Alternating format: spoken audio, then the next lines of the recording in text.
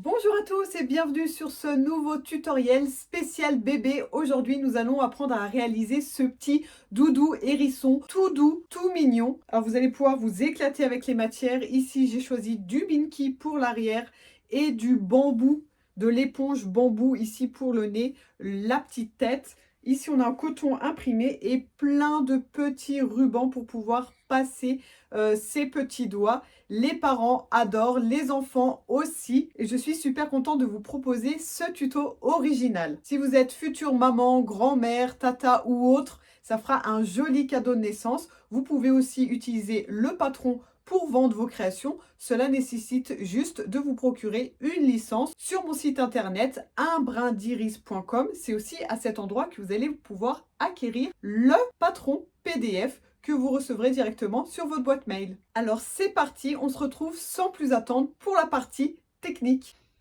Allez, c'est parti. Nous voici dans la création du doudou hérisson. Donc ici, au niveau de son petit nez, moi je l'ai coupé en éponge bambou parce que c'est tout doux.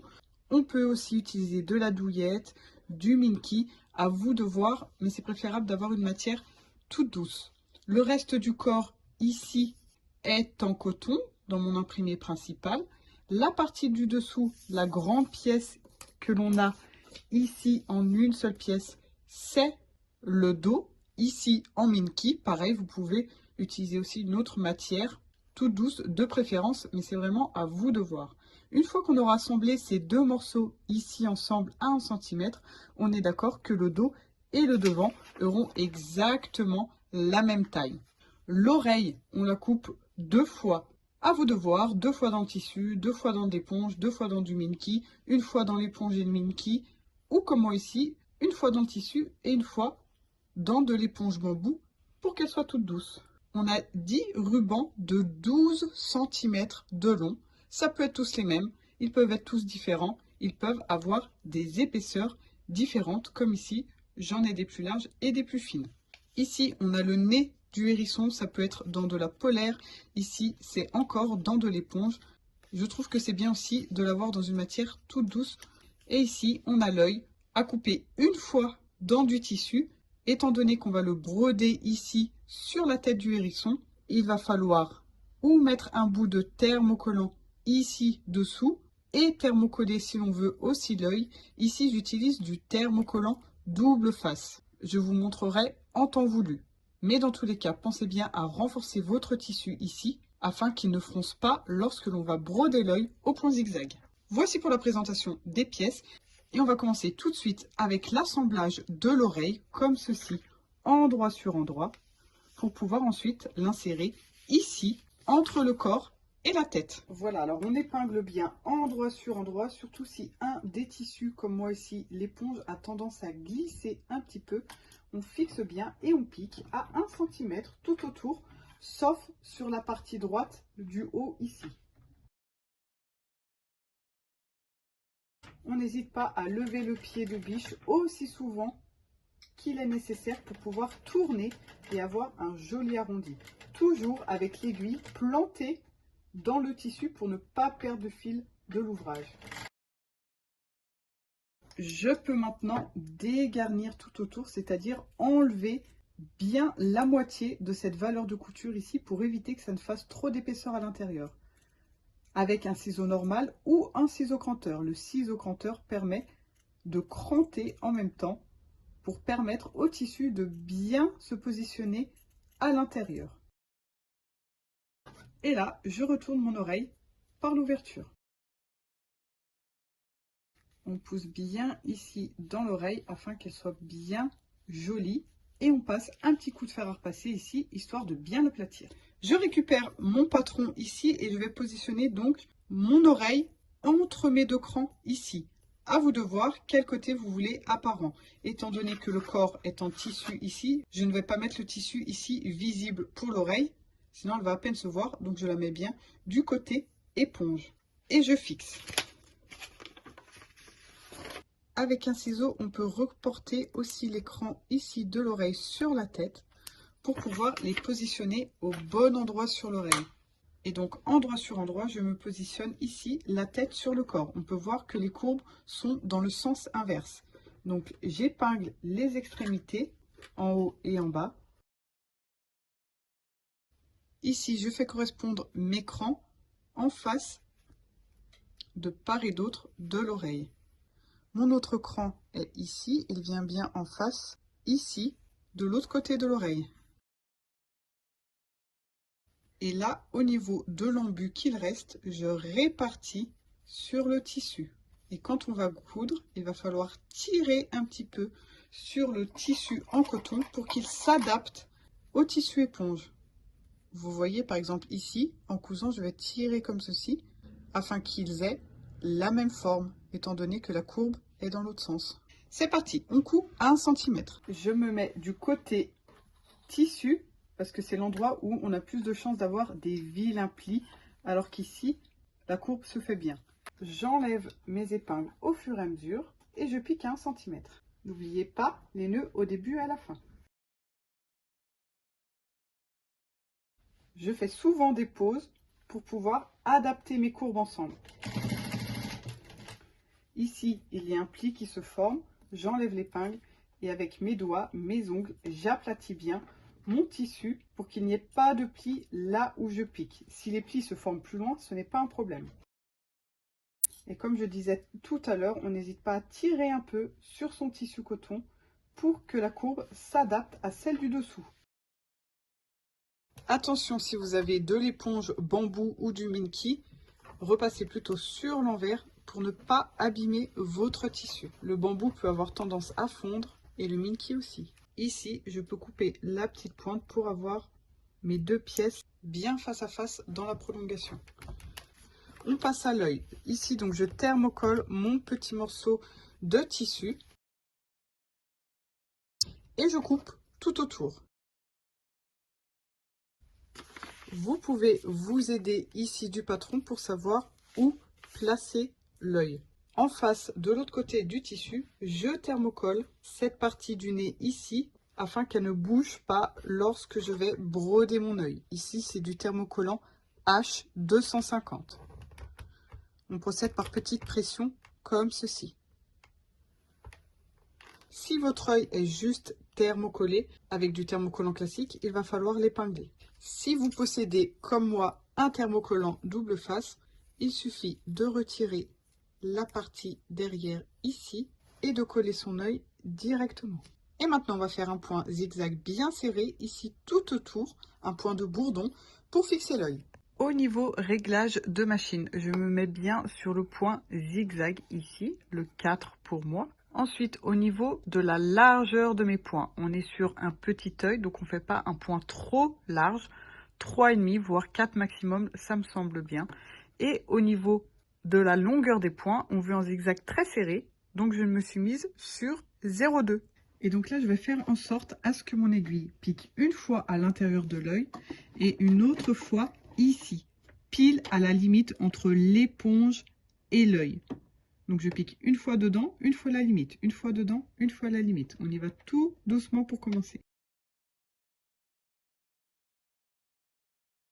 En arrivant à la fin, lorsque je suis prête à rencontrer le début, je continue et je pique encore quelques points sur le début afin d'être sûr qu'il n'y ait pas d'espace entre les deux.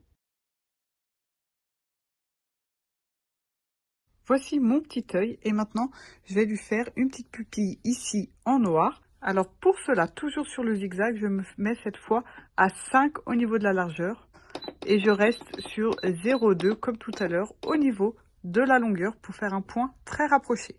Alors vous décidez où vous voulez faire la petite pupille. Moi je vais la faire ici en bas à gauche et je vais juste faire quelques points, un petit retour en arrière.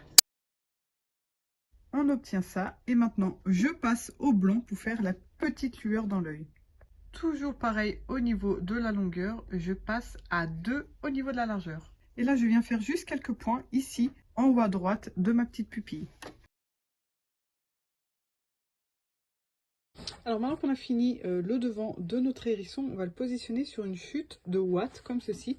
Il faut que la ouate soit un peu plus large que le hérisson. Donc là c'est de la ouate vendue au mètre, hein, assez épaisse, elle fait 2 cm d'épaisseur. J'épingle mon hérisson dessus Et là, je vais faire une piqûre tout autour, ici sur le corps du hérisson, pour maintenir la ouate cousue avec mon tissu. Ça va permettre en fait de rembourrer un peu le hérisson de façon homogène et lui donner un côté tout moelleux. Voilà, alors le but est de piquer assez au bord, hein, quelques millimètres à peine, maximum 5, parce qu'on ne veut pas que cette couture se voit ensuite lorsque l'on assemble notre hérisson. C'est juste une piqûre de maintien.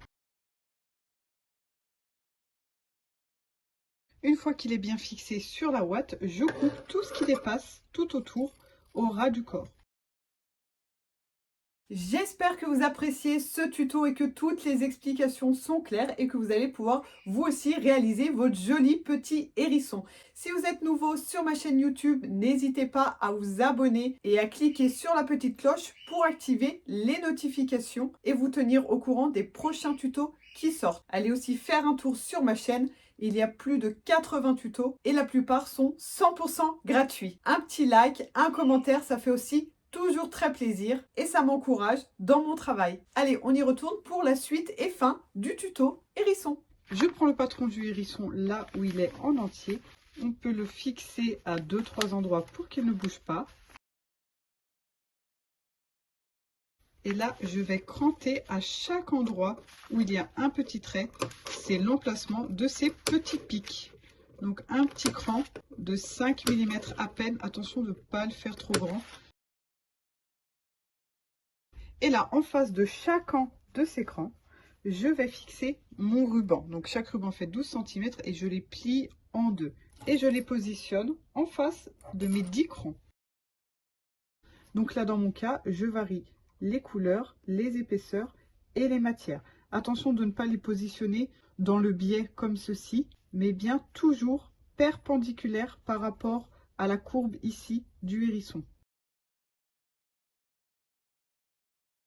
Donc là, sur l'intérieur, elles ont tendance à toutes se rassembler. C'est tout à fait normal.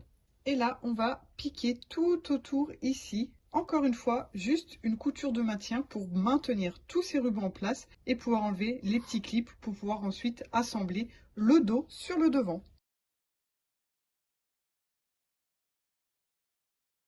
Voilà, on peut vérifier quand même lorsque l'on ouvre les rubans, on regarde ce que ça donne et s'ils sont bien placés. Et que lorsqu'ils se retrouvent à l'extérieur, qu'ils ne soient pas tordus du style qu'on en ait un qui parte trop sur la droite ou sur la gauche, mais bien de façon régulière. On va pouvoir s'occuper du nez, qui est la dernière partie à travailler sur le devant ici. Et ensuite, on assemblera avec le dos. Pour le nez, on va passer un fil de fronce ici tout autour. Ça peut se faire à la machine ou bien à la main, étant donné que c'est très court. Donc là, je me mets à 5 sur ma machine au niveau de la longueur du point. Pas de nœud au début ni à la fin. Et je pique. Je tire sur mon fil de fronce. Donc là, je veux bien la partie toute douce sur l'extérieur. Je tire des deux côtés. Le but est de fermer ce cercle ici, bien serré, afin de pouvoir ensuite faire une piqûre ici et fermer le nez et réaliser une boule comme ceci. Donc là, attention, si vous êtes sur votre fil de fronce, il faut changer le point et le remettre plus serré, entre 2,5 et 3. Et donc là, je fixe mon nez tout froncé. On coupe bien tous les petits fils qu'il peut y avoir, étant donné qu'on a les fils de fronce, les fils de la piqûre. Voilà, là c'est bien fermé, je ne peux plus passer le doigt à l'intérieur.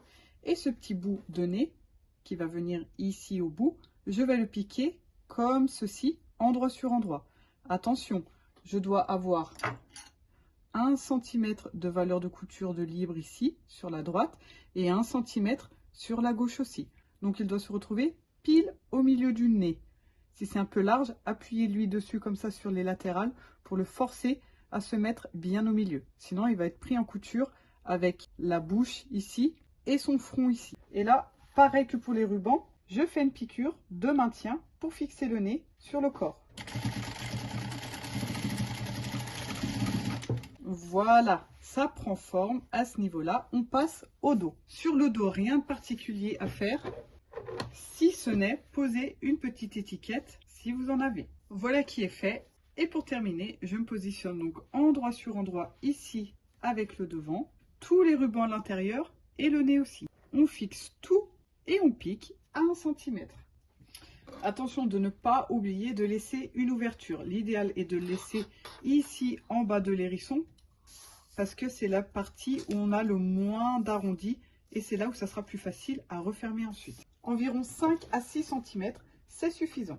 Donc là, moi, je vais la laisser pile en face de mon étiquette. Donc là, au niveau du nez, on s'arrête à 1 cm du bord. Là, je sens vraiment que mon nez vient buter contre l'aiguille. Je lève le pied de biche sans bouger l'aiguille et je couds l'extrémité. J'hésite pas à pousser un peu mon nez vers l'intérieur ici si je vois qu'il vient trop déborder sur ma valeur de couture.